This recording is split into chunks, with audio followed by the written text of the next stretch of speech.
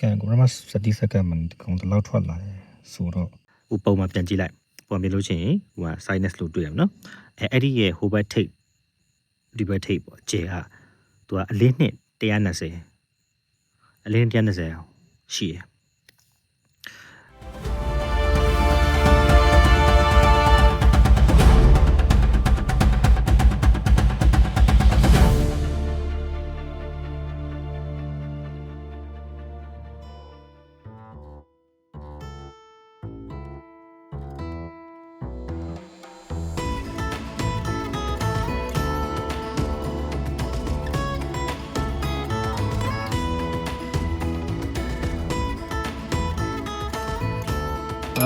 လောဆယ်တော့ရောက်လာပြီပေါ့နော်ကမ်ပင်းရောက်လာပြီဆိုတော့တဲလဲထိုးပြီးပါပြီဒါပေမဲ့ပြဿနာကတိုင်းတိတ်ထူသွားတယ်တယောက်ချင်းတော့တော်တော်တိတ်နေရှင်းပြီမယ်အခုဒီရောက်တော့တင်းကတော်တော်အုံထူနေတယ်ဆိုတော့ဒီစီပဲခဏပြုတ်ဖိုင်လေးပါလေးဖြည့်ပြီးမှပဲတခြား telescope ဆင်ပြီးတော့ချိန်ကြည့်တယ်ပေါ့နော်ချိန်နေကောင်းမကောင်းပေါ့ကြည့်လိုက်အောင်မယ်โอเคပါစားလိုက်အောင်မယ်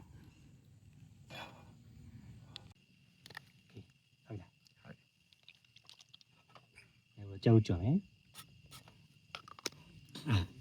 စီဘိုင်း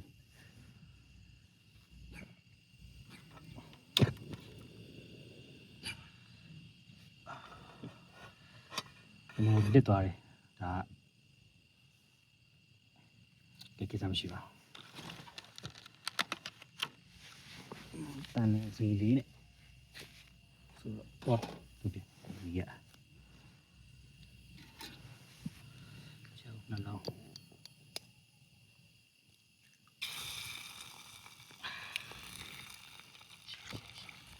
ဒီမှာပြီးအမိုက်ထုတ်တာ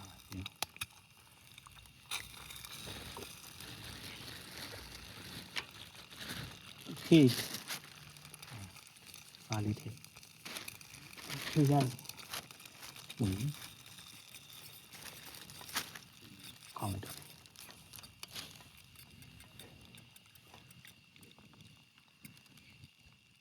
โอเค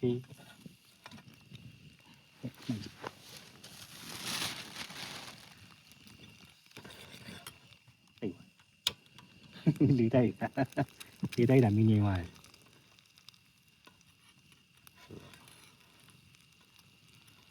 ပါ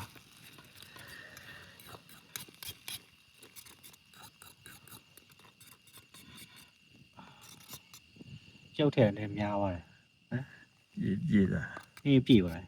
ကျောက်ထည့်တစ်လုံးမထည့်ရမှာတစ်လုံးကတစ်လုံးကြွားပါဒီလိုရှာရှိတာโอเคတော့ချက်ကြိုက်တယ်ပြီးပနပ်ပြောက်ဝင်မှရတော့ဒီတမ်းလားချင်းပြီးတယ်လို့ပါတော့လောက်လီတိုက်နေကြတယ်ဟိုချင်းရလာတိုက်တယ်လောက်လီတိုက်နေအေးနေတယ်တိုက်တာလားချင်းရပါပုံသေးတယ်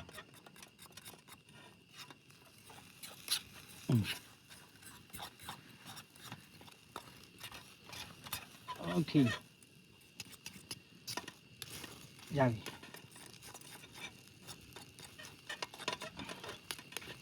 ဟုတ်ပြီကိုရမယ်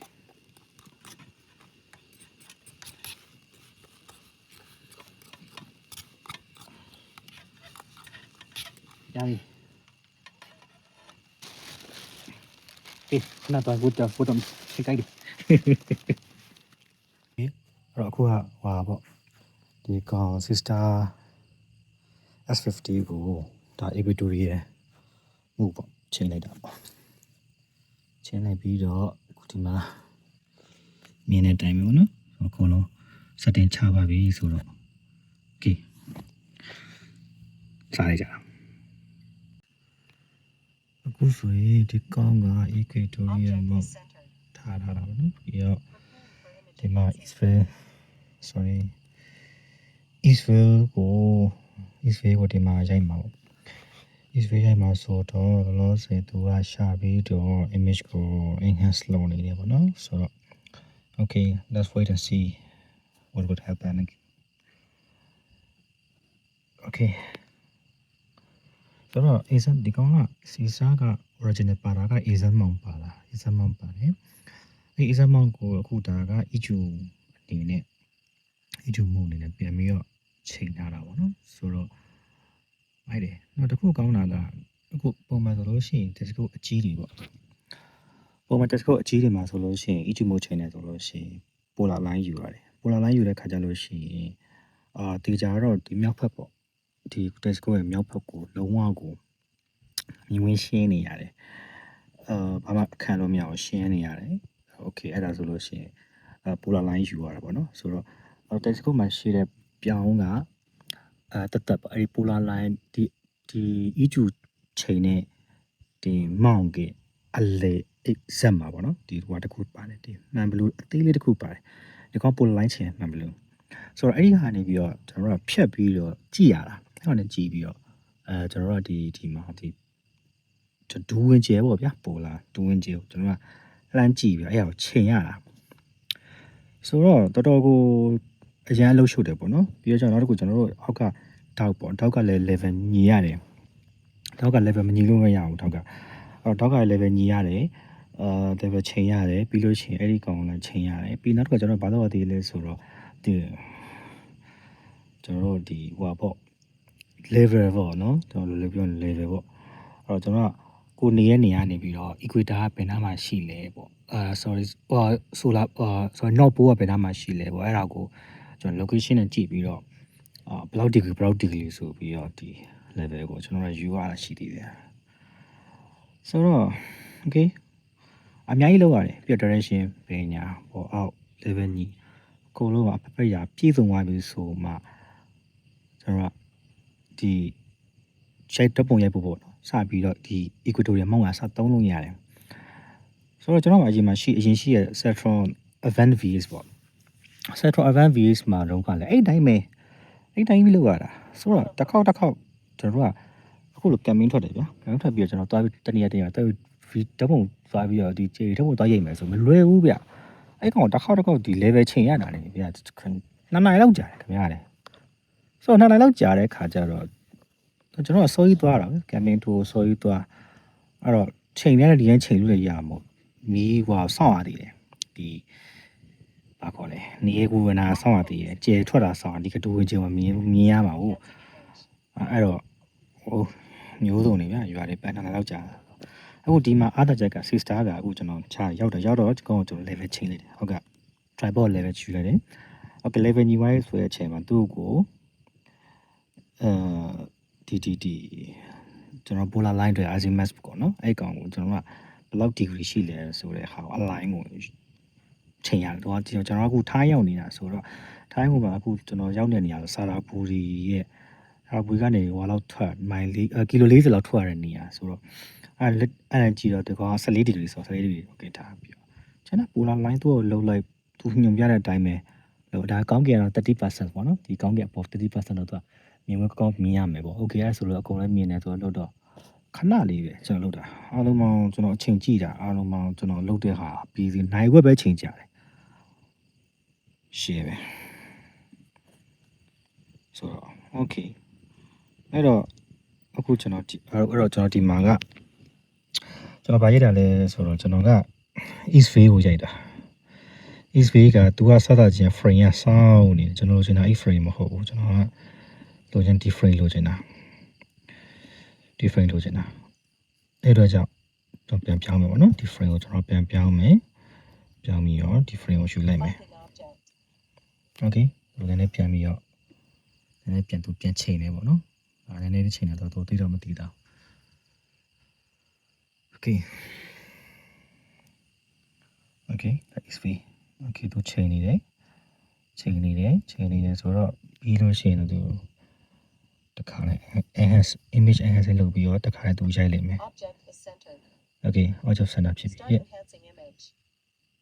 okay အဲ့တော့လောဆယ်ကဟိုက export ပေါ့အပါချာပေါ့ shutter speed ပေါ့ shutter speed ကလောလောဆယ်က20 second 30 second ထားတာလေဆိုတော့ချက်ကြည့်မယ်လေဘယ်လောက်ထိsorry okay လို့နေတဲ့ focus အောက်ပါ okay ဆိုတော့ okay ဒါဆိုလို့ရှိရင်ဒါသူစပြီးတော့ရိုက်နေပြီဆို30 second ကိုရမ30 second မှကောင်တော့ထွက်လာတယ်ဆိုတော့ဒီမိုက်တယ်ဆိုပြမယ်တော့ star tree ရှိလားမရှိဘူး star tree မရှိဘူး auto focus စင်ပြေတယ် okay ဆိုတော့ခဏ run ကြည့်တာပေါ့ okay အဲ့တော့ဒီမှာတစ်ခုပြောတာရှိတာကဒီ Star S50 ကoriginal para ism မောက်ဒါပေမဲ့အခုနောက်ပိုင်းသူက software update ပေးတယ် software update ပေးလိုက်တဲ့အခါကျတော့ကျွန်တော်တို့ EQ မောက်အနေနဲ့ပြောင်းပြီးတော့သုံးလို့ရတယ်ဟို by the way တကယ်ကောင်းတဲ့တင်လိုက်ပါကျွန်တော်ဒီကိုလာတာကျွန်တော်ဘန်ကောက်ကနေပြီးတော့အလုံးမှာဘလောက်ထွက်လာလဲဆိုတော့ကီလို160ကျော်ကီလို160ကျော်ဘန်ကောက်ကနေထွက်လာအလုံးမှာကျွန်တော်3နာရီကျော်ကားမောင်းလိုက်ရတယ်ဆိုတော့ကားမောင်းပြီးရောက်လာတာဒါပေမဲ့ဒီလာတဲ့ခါကျတော့ဟိုတကယ်တန်ဟုတ်ကြโอเคအဲ့တော့ကျွန်တော်ဆက်ပြောအောင်အဲ့တော့ခုနကဒီ Star S50 က original လာတာကသူက AZ နဲ့လာတာ Azimuth မောင်းနဲ့လာတာ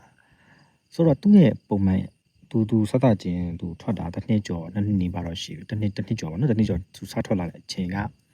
တစ်နှစ်ခွဲကာလလောက်ကသူက AZ နဲ့ပဲလာတာဆိုတော့သူ AZ နဲ့ဘယ်လိုလုပ်လဲပေါ့ AZ နဲ့လုပ်တဲ့ခါကျတော့image တစ်ခုကို stacking က10 second တပုံ10 second နဲ့ stack လုပ်ပြီးတော့ပုံလေးအများကြီးရာနဲ့ချီပြီးတော့ stack လုပ်ပြီးတော့တော့ပုံယူရပေါ့နော်ဆိုတော့အဲ့တော့ရလားဆိုတော့မရလားကိုရတယ်လीဒါပေမဲ့ပြဿနာပါလဲဆိုတော့ EZ နဲ့ကျွန်တော်တို့ကဘာကြောင့် EZ က EQ ရအခုက EQ ချိန်တာဘာလို့ EQ ကျွန်တော်ချိန်တာလဲတော့ခက်ခက်စစ်ကျွန်တော်ချိန်ရတယ်ဆိုတော့သူကလည်းဟို EQ ကိုကျွန်တော်လုပ်ဖို့ကျွန်တော်ကျွန်တော်ဒီတိုင်းမရပါဘူးကျွန်တော်လိုအပ်တဲ့ accessory ကျွန်တော်ဒီမှာဘန်ကောက်မှာကျွန်တော်ထပ်ပြီးရှာဝယ်ရသေးတယ်ဆိုတော့ကျွန်တော် EQ ကိုချိန်လိုက်တယ် okay ဘာကြောင့် EQ ကိုချိန်ရတာလဲဆိုတော့အဲ့ကျွန်တော်ဥပမာတစ်ခုပြပြပြကျွန်တော်တို့ဒီဟိုကနေပြီးတော့ဒီကဘာတုတ်တိတဲ့အတိုင်းပဲကဘာလဲနေတာဆိုတော့ကဘာအလုံးကြီးဗျာကဘာလဲနေတယ်ဆိုတော့ကဘာပြားရင်တော့ခင်ဗျာပြားထင်တော့ဒီမှာနေစက်မကြည့်ရနဲ့တိုးတော့တတ sorry စားပါ okay စကဘာလုံးကြီးလဲနေရဗျာလဲနေတဲ့ခါကျတော့ထုံးတိုင်းပဲကျွန်တော်နေဆိုလို့ရှိရင်ဗျာရှေ့ကနေထွက်တဲ့နောက်ကိုဝင်နေအဲ့လိုပဲနေလွဲတူလာလဲအဲ့လိုပဲရှေ့ကနေထွက်တယ်အနောက်ကိုဝင်တယ်ဆိုတော့ဘာကြောင့်လဲဘာကြောင့်လို့ဟို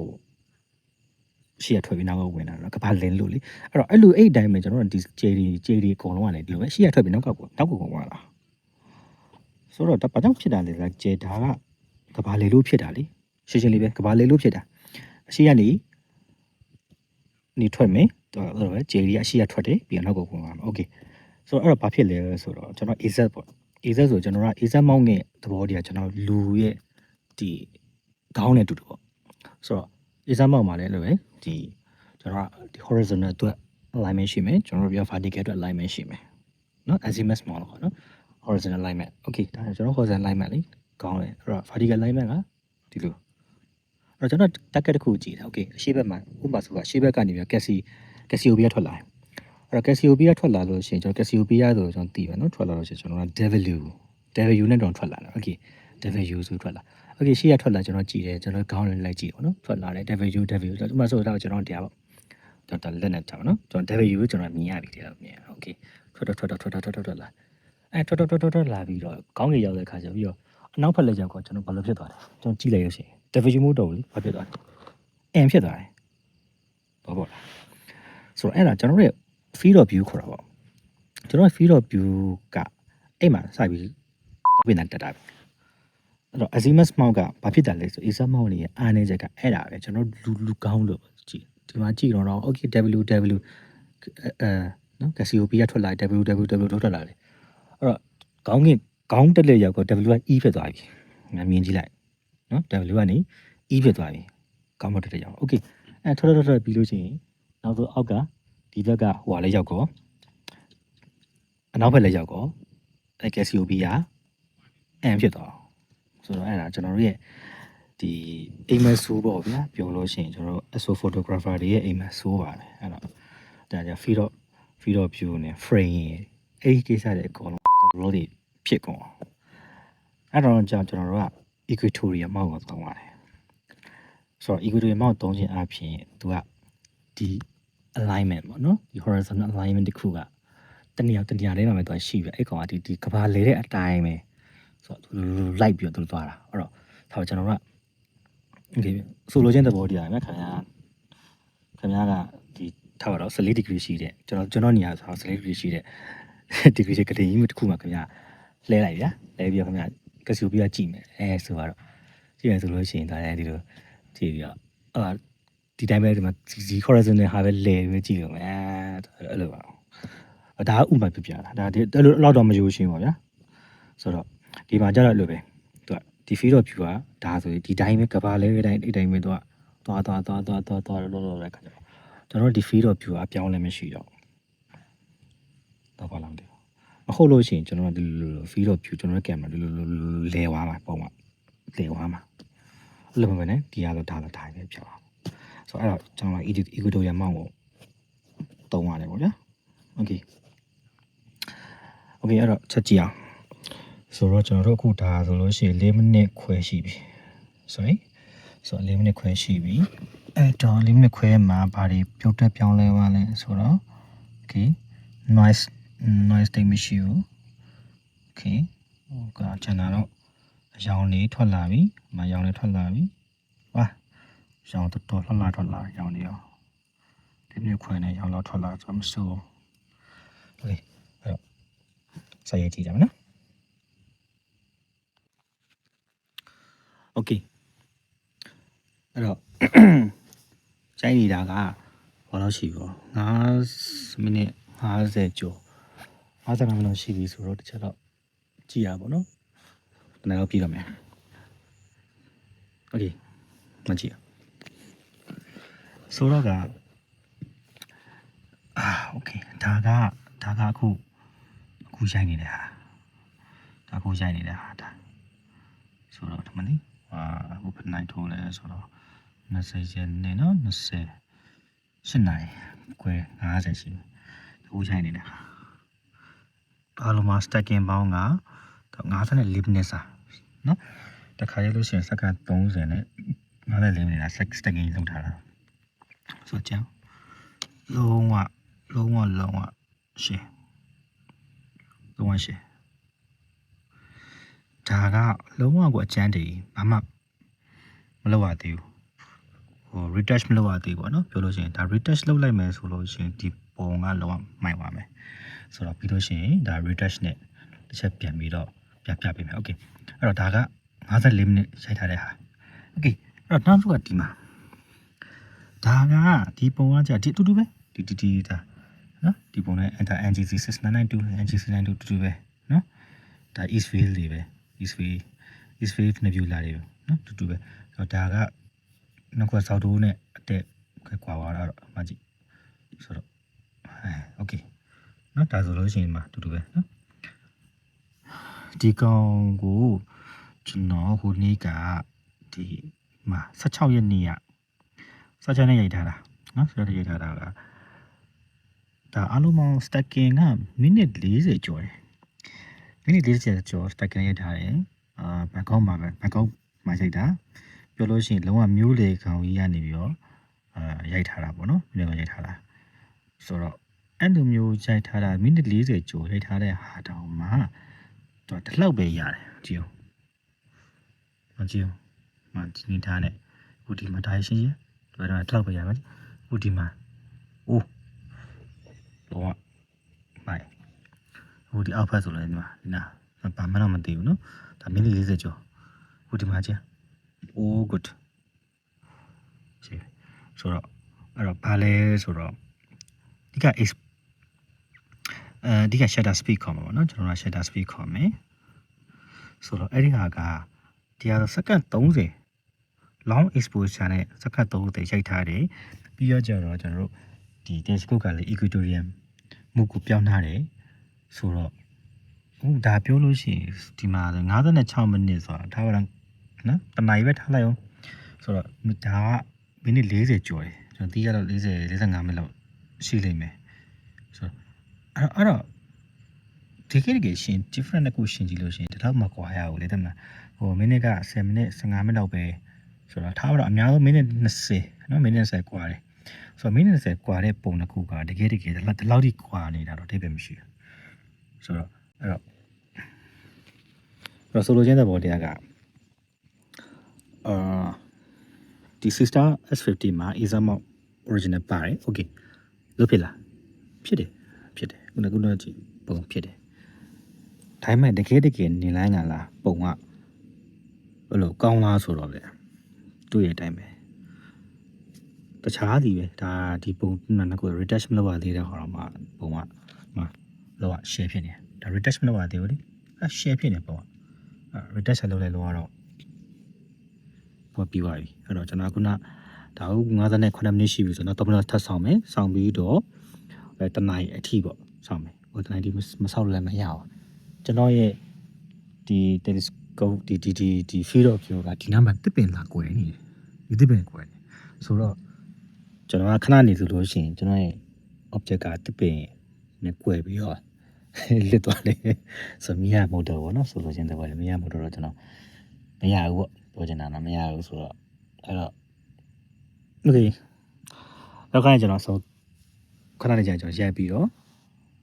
ဒီကောင်ကိုကျွန်တော် retouch လုပ်မယ်ပြီးလို့ရှိရင်အဲ့ကျွန်တော်ခင်ဗျားတို့ပြပေးမယ်ဆိုတော့ကြည့်ပေါ့ဘာတွေကွာလဲဘာတွေထူးခြားသွားလဲပေါ့နော်အဲ့တော့ Acer mount မိနစ်လေးရိုက်ထားတဲ့ပုံနဲ့ equatorial ကိုတနင်္ဂနွေရိုက်ထားတဲ့ပုံနဲ့နှစ်ခုနော် Acer mount ကပို့ပြီးတော့ကောင်းမလား equatorial မှာပို့ကောင်းမလားဆိုတော့ပြောကြမလို့အခုဒီမှာနေအဖေကပေါ်တယ် retouch မလုပ်ရသေးတဲ့အနေထားမှာတော့ကွာနေပြီဆိုတော့ဟုတ်တယ်မလား okay ဆက်ကြည့်ကြအောင်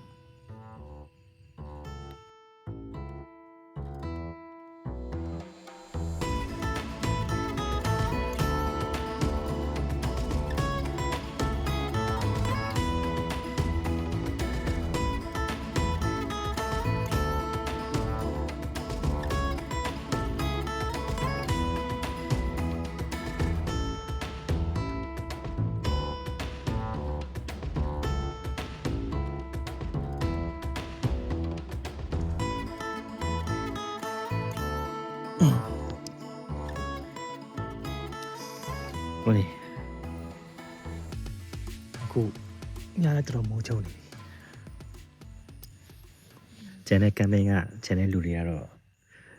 အိမ်ဝါကြပြီခေါ်နေတယောက်တည်းကြိုင်နေတာအဲ့လိုပါပဲဟိုကြဲကြီးရဲ့သူတွေပေါ့နော်ကြဲကြီးရဲ့သူတွေတပုံရိုက်တဲ့လူတွေကအဲ့လိုပဲတညာလုံးအဲ့လိုပဲတယောက်တည်းပဲကြီးလိုက်လှုပ်လိုက်coffee လေးတောက်လိုက်မူလေးစားလိုက်စလေးလေးဖွာလိုက်နဲ့အဲ့လိုပဲတညာကုံဆုံးသွားပါတော့နော်ဘယ်လိုကုံလို့ကုံမသိပျော်လေးပေါ့ဒါကိုဝါနာပါဒါဆိုလို့ချင်းဒါဆိုကျွန်တော်မနက်ကို4နဲ့5နိုင်ရဘယ်လိုထိုးမှတော့သိမှာမဟုတ်ဘူးလေဆိုတော့ခဏလေးနဲ့နားနေတာတင်ကပြန်တက်လာတယ်ဆိုတော့သိစမပြူဖြစ်နေရတာโอเคခုနအဲ့တော့ကျွန်တော်ခုနရိုက်တဲ့အခုကြိုက်ထားတဲ့ပုံပေါ့နော်ပုံကကြတော့ तू ကဒီခေါ်တာတော့ तू က Eastern Veil Nebula လို့ခေါ်တာပေါ့နော် Eastern Veil Nebula လို့ခေါ်တယ်အဲ့တော့ तू ကနောက်တစ်မျိုးအနေနဲ့သူ့ကြတော့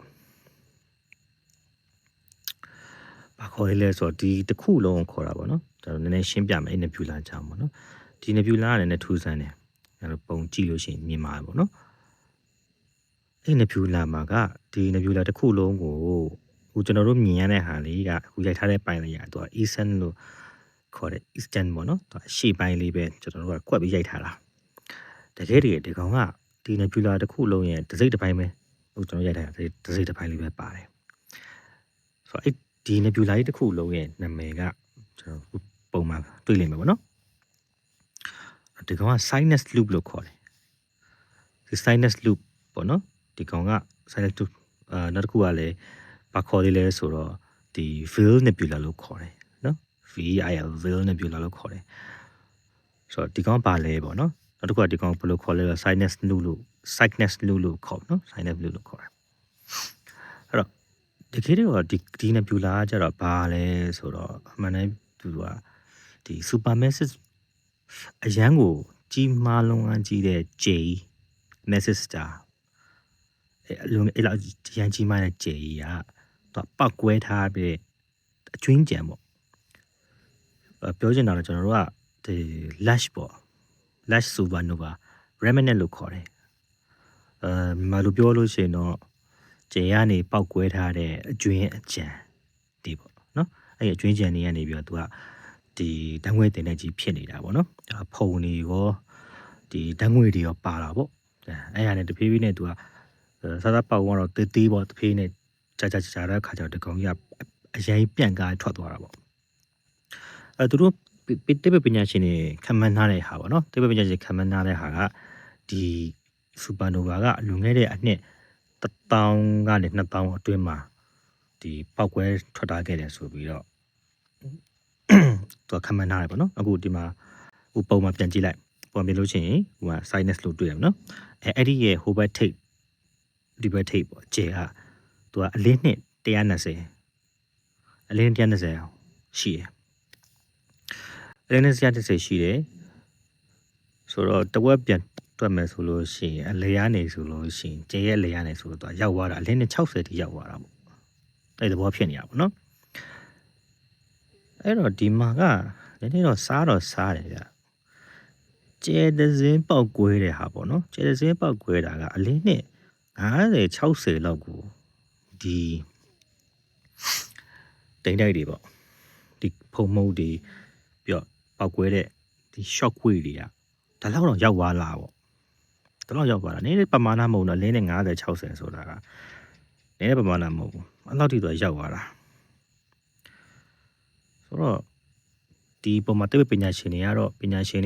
တက္ကသပေတာပညာရှင်တို့တော်များဒီဟာကိုအရန်စိတ်ဝင်စားကြတာပေါ့ဘယ်လိုဖြစ်တာလဲပေါ့နော်ဘယ်လိုဖြစ်တာလဲဆိုပြီးတော့ဒီပြီးတော့ကျတော့ဒီဟာကိုကြည့်ပြီးသားပြီးတော့ကျဲဒီပောက်ကွေးလို့ရှိရင်တော့ဘယ်လိုဖြစ်မလဲသူတို့ရဲ့ energy ပေါ့ဘယ်လိုစွမ်းရည်ဘယ်လိုထွက်မလဲအဲ့ဒါကဒီသူကျဲဒီစီကပောက်ကွဲပြီးတော့ကျဲဒီကထွက်လာတဲ့ဒီဓာတုပစ္စည်းတွေပေါ့နော်အဲ့ဒီကဒီစัจ java ဘယ်လိုမျိုးထုတ်လွှတ်လဲဆိုတဲ့ဟာမျိုးတွေကို